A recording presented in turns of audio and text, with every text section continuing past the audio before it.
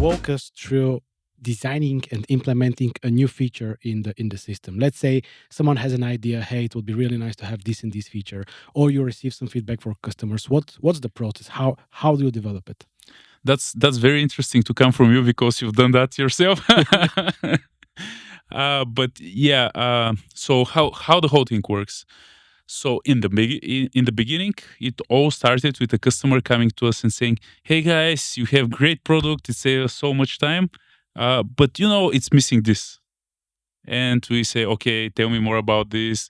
Why would you like us to solve this problem?" And things like that to understand the whole story. Then we create a story in our Jira, which is usually one sentence. Customer A needs to do this because of this. That's all. Okay. And some developer gets it and tries to understand it. They usually don't. So they speak with the customer again and they write some code and they ship it. And we write to the customer and they say, "Great guys, this is brilliant." Now it's more complicated because we have more than 1,500 customers. Wow. Yeah, so we cannot do it this way anymore. And usually, if you listen to every single person that wants something, they want far too many things. We just cannot do all of them. We wish we could because we love all of our customers and we really want to do all the features they want to, but we just can't. So what we do right now is we try to understand and group all the requests we've been having from everybody, try to group them together and to see which is the bigger group and try to and create those epics in Jira. Now we don't create just stories, we create epics. Okay. We write the whole story around it. It's usually a whole flow in the system that needs to improve or needs to be created because it doesn't exist at this point. This happens very rarely right now because we have a lot of features already. And those things, we try to enrich them and to make them mature and speak to other customers to see, because it could be something that like 10 people have reported to us that is missing, but it's actually something that will affect positively everybody. So we try to figure this out as well, how many people will be positively affected by this.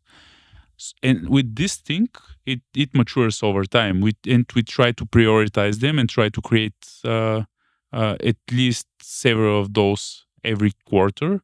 All right. To make people happy and to improve their life. Also, we have another way to pick out features to be created. We call those the vision bucket. So those are things we believe that will be very useful for the whole customer base, but it's not something they need right now. It's something that we know they'll need by the time we develop it.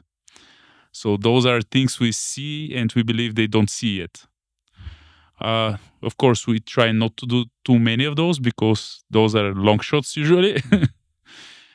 And we try to understand once we have the idea and we know what's the flow, what's the purpose of this. We start talking to people again. We try to collect more and more information, what problems we believe there are.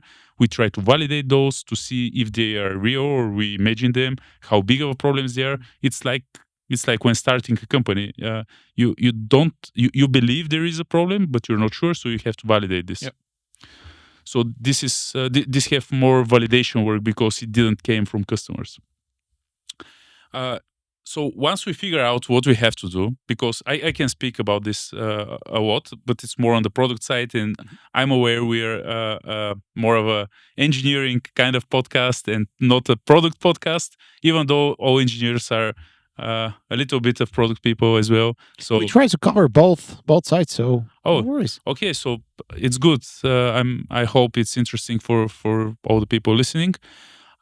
So let's get to the engineering part. Once those features are kind of described in Jira, they come to the team and they do these refinement sessions where they speak, they read the story, they try to understand it, they ask questions to the product people, they try to figure it out, to describe it in more details, to take some product decisions, how this is going to be implemented, because of course product people will describe what the problem is and probably how it's solved, but it might not be. The solution might not be there. Yeah. So they try to figure out what's the final solution, what's the complete picture of this, how it's going to look like, how it's going to work, and try to create stories out of it. And those stories, Jira stories, they contain we call those the scope of the story. So so it's the description of the feature, how it's going to work and things like that, while the story itself and the problem it solves, it's in the epic. So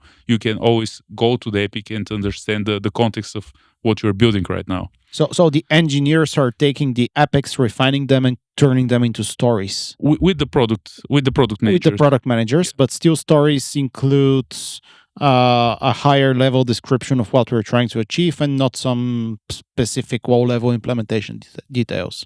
It might contain low level implementation details. It depends on the engineers. All right. It's actually that's a place where engineering teams have the freedom to choose how well defined it should be.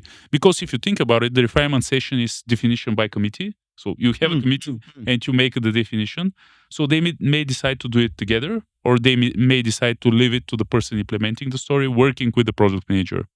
Still, the final word is said by the product manager because he understands the whole picture.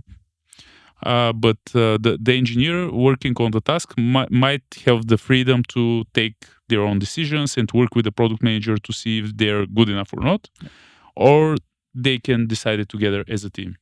So it's up to the team. We have like 5 teams now, so every team is different.